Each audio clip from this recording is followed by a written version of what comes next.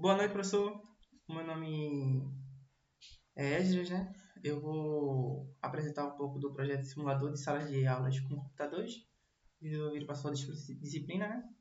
Onde o objetivo é simular o acesso dos alunos a computadores em um laboratório, controlando a entrada em salas e o uso dos computadores de forma concorrente, utilizando as threads e os mutex da biblioteca POX, né?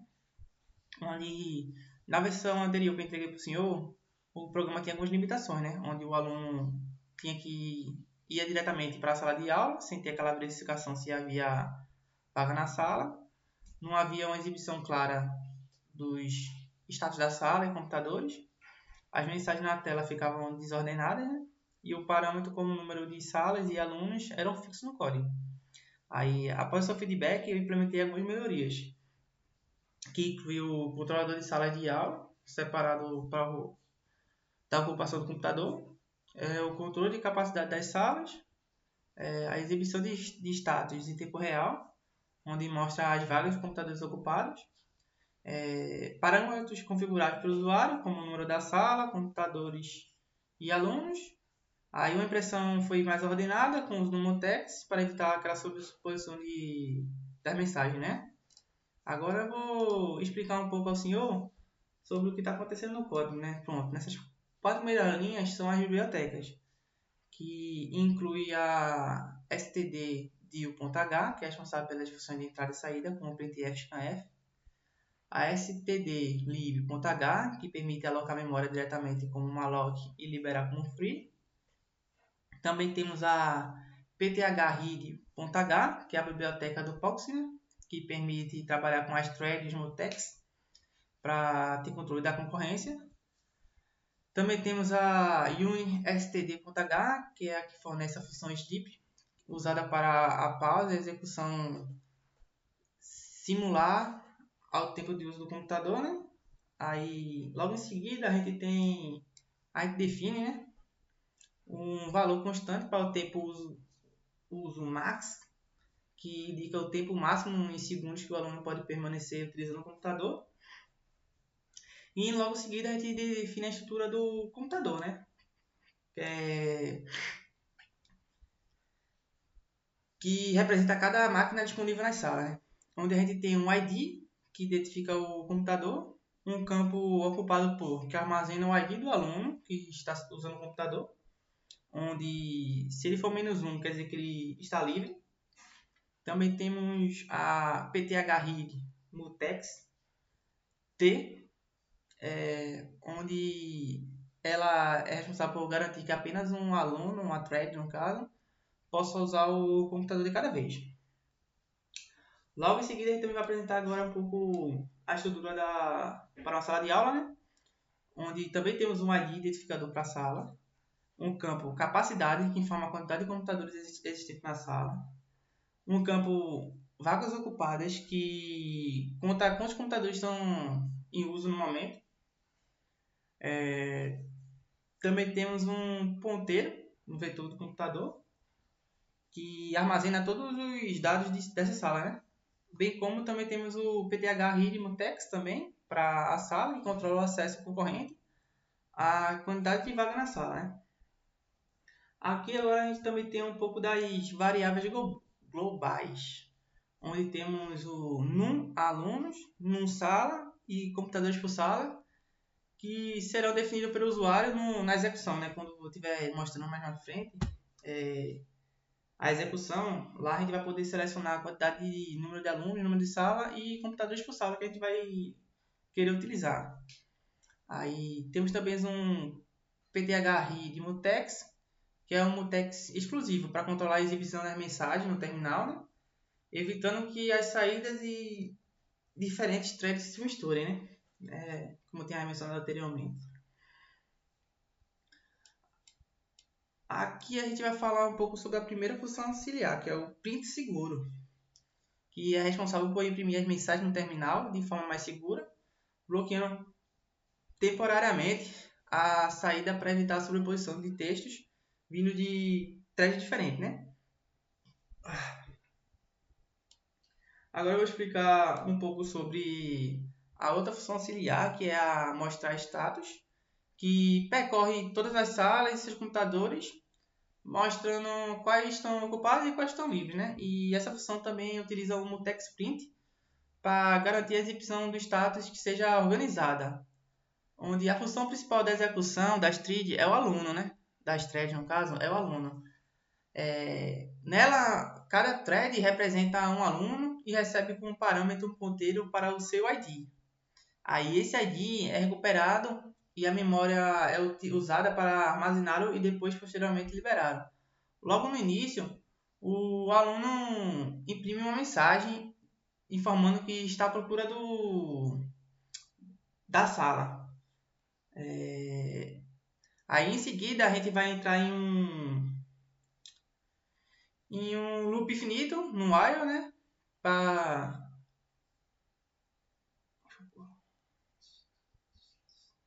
Deixa eu chamar aqui. Pronto. Agora, em seguida vai entrar no while 1, né? No qual ele percorre todas as salas tentando encontrar uma vaga, onde primeiro ele tenta bloquear o mutex da sala para verificar se ainda há computadores disponíveis no campo vagas ocupadas menor que a capacidade. E se houver vaga, né, ele implementa em vagas ocupadas e libera o mutex da sala. E registra que o aluno entrou na sala. Aí depois, dentro da sala,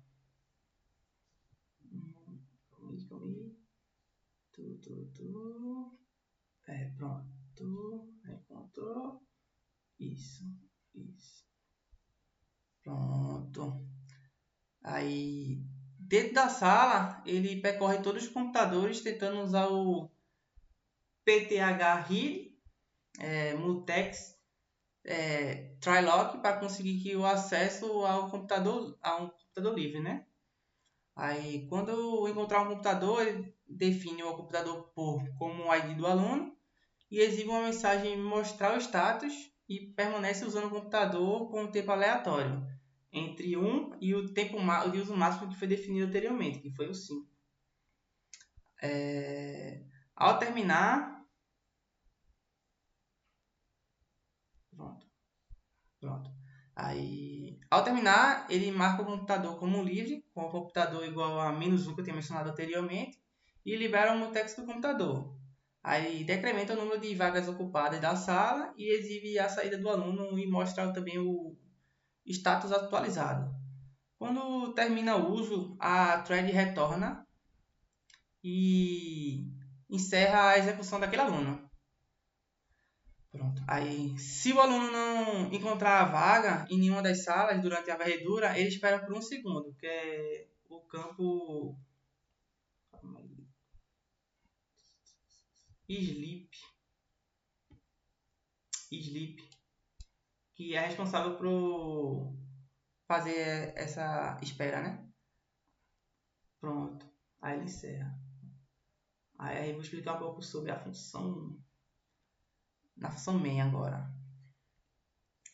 Na função main, o código começa inicializando o gerador de números aleatórios, que é essa parte do sRand time null aqui. E em seguida ele solicita ao usuário o número de salas, de computadores por sala e de alunos. Com essa informação ele aloca dinamicamente o vetor de salas no text print para cada sala e depois define um ID, a capacidade e zero as vagas ocupadas. Aí inicializa o seu mutex salas, entendeu?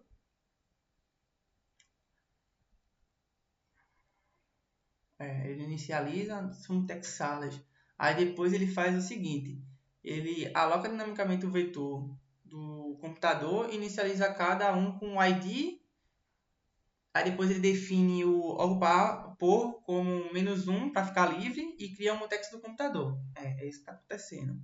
Aí depois o programa cria um vetor de threads alunos e inicia cada uma chamada à função aluno, passando o seu ID como um argumento.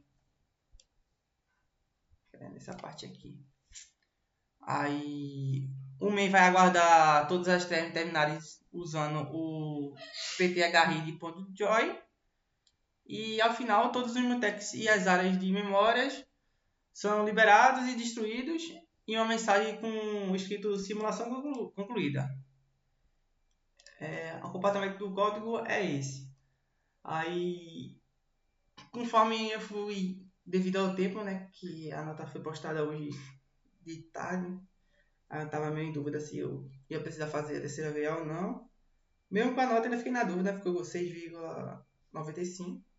Aí, por vida da dúvida, eu peguei o comentário que o senhor fez do código e implementei o que o senhor está falando que estava faltando, que podia ser melhor, como apresentado agora.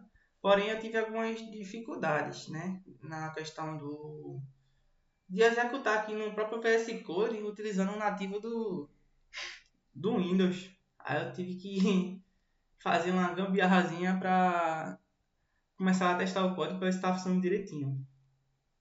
Aí o que foi que eu fiz, né? Eu baixei o SWL, vinculei para gerar o ambiente Linux, né? Vinculei ao VS Code e vinculei também ao Ubuntu, o WSL Ubuntu, né? Aí eu vou executar aqui o código na linha de comando aqui do próprio WSL. Desculpa, só que dá meio que umas travadas. Primeiramente eu vou passar como parâmetro onde que está o local do arquivo, que é no GUI Desktop, na pasta terceira VA. Depois eu vou executar o GCC, né, para buscar o simulador, que é o arquivo simulador.c. E depois eu vou executar o arquivo, que é simulador, né? Pronto, aí ele vai pedir aqui primeiramente o número de salas, eu vou dizer que, por exemplo, tem 2. Digite o número de computadores por sala, eu vou dizer que tem 3. E quantos alunos vão estar disputando essa sala. Como tem 6 no total de computadores, né? Que são 2 salas, eu vou colocar que são 10 alunos. Aí ele já vai executar aqui, ó, nos trazendo. Deixa eu ir lá para o início. Deixa eu aumentar a tela cheia. Só um minutinho que eu vou confirmar se ele está gravando essa parte da tela, tá bom? Pronto, tá assim. Bom. Aí a gente começa aqui digitei, né? Aí pronto, ele começa buscando. O aluno 1 chegou e está procurando a sala. O aluno 1 entrou na sala 0. O aluno 0 entrou na sala 0. Aí pronto, ele já dá aqui o status da sala. Ele já diz que a sala 0 está ocupando um dos 3 computadores que há na sala. Aí pronto, o aluno 1 está usando o computador 0. Já por trás de novo o status. Aí o aluno 1 chegou e está procurando uma sala. O aluno 1 entrou na sala 0. Aí ele viu aqui, o computador 0 está ocupado pelo computador 0, onde tem o computador 1 livre. Aí pronto, aí o aluno 1 está usando o computador 1 na sala 0. Aí já traz o status em tempo real. Aí o aluno 0 já estava ocupando a máquina 0. O aluno 1 ocupou a sala 1. Aí tem o computador 2. Os outros 3 computadores da sala 1. É porque eu coloquei 2, né? Só que ele conta com 0 e 1, né? No código. É sempre um para baixo. Aí os 3 ainda está livre. Aí ele diz que o aluno 2 chegou, está procurando na sala. O aluno 2 entrou na sala 0.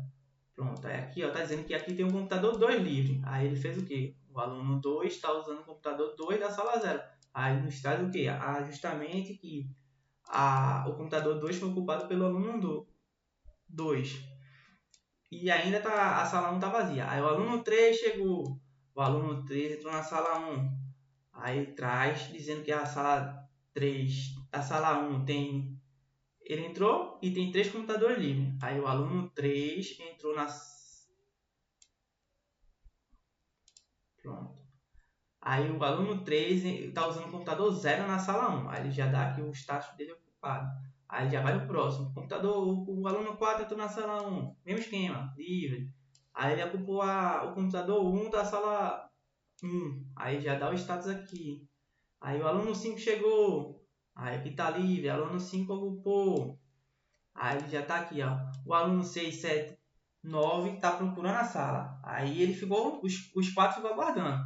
Porque como a gente já tinha ocupado todas as salas, não tem como dois estar ocupando uma sala, né? Seria um comportamento errado.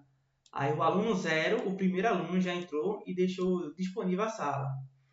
Aí já está no status atual. Aí o aluno 3 terminou e saiu da sala 1. Aí já traz aqui o status atual de como está a sala. Aí o aluno 6, depois que saiu, o aluno 6 entrou na sala 0. Aí aqui, ó, dá pra gente ver que a sala ficou cheia e que só o computador 0 tá livre. Aí esse aluno 6 que entrou está usando o computador 0 na sala 0. Aqui já traz o status de tudo ocupado.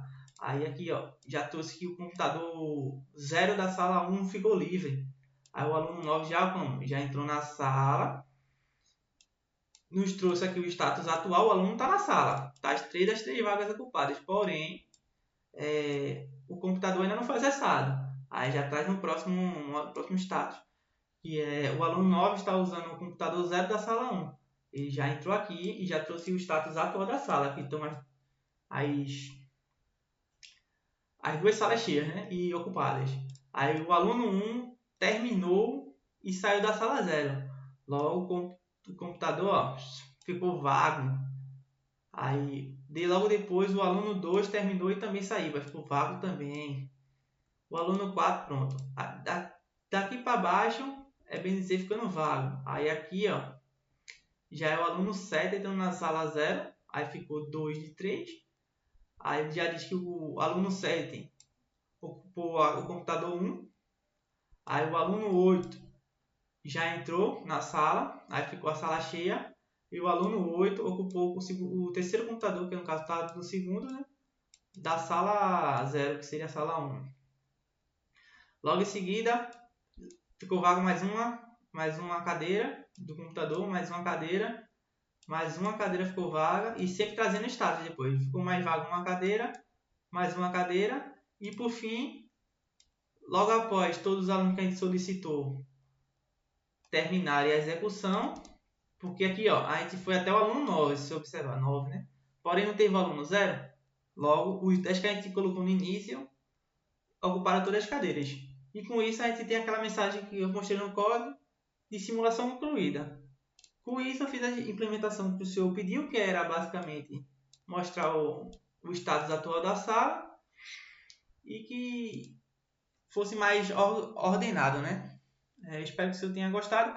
Inclusive a parte de questão de uso de IA, eu utilizei justamente nessa parte de execução do código, porque o prompt do Visual Studio tava muito doido, muito doido. O tempo tava escasso. Não, não sei se pode ser algum problema no Windows, porque não tava indo. Aí a forma que eu vi foi, como eu não tenho um Linux no computador, foi pedindo no GPT lá, me ajude que tá dando muito erro e não tô conseguindo rodar o prompt da forma certa. Eu pensei até que eu estava errando alguma coisa no código, joguei lá o código e disse, não, o seu código está certo, então deve ser algum problema na compilação. Aí eu, beleza, fui lá, aí perguntei, me ajude em forma de conseguir executar o código? Aí ele falou, bom, instale o SWL pelo seu PowerShell. Eu fui lá, abri o PowerShell, instalei, reiniciei o computador, com a aflição de dar alguma coisa errada, que o GPT não tivesse nada certo. Reiniciei, abri o PowerShell, aí vi a forma de conseguir acessar o arquivo do Windows pelo PowerShell do Linux. Aí todo esse trâmite, como que executa o arquivo simulador C, que foi o arquivo que eu codifiquei, né? No PowerShell, aí foi essa parte inicial aqui que o GPT me ajudou bastante a identificar. Eu também quebrei uma cabeça porque eu tava salvando na nuvem, tá dando conflito também nos arquivos aqui do computador. Mas no final deu tudo certo, eu espero que você tenha gostado. Vou também deixar o link do arquivo, tanto no Classroom como no GitHub. Deixei um campozinho lá no GitHub para para com o link do vídeo que eu estou gravando agora.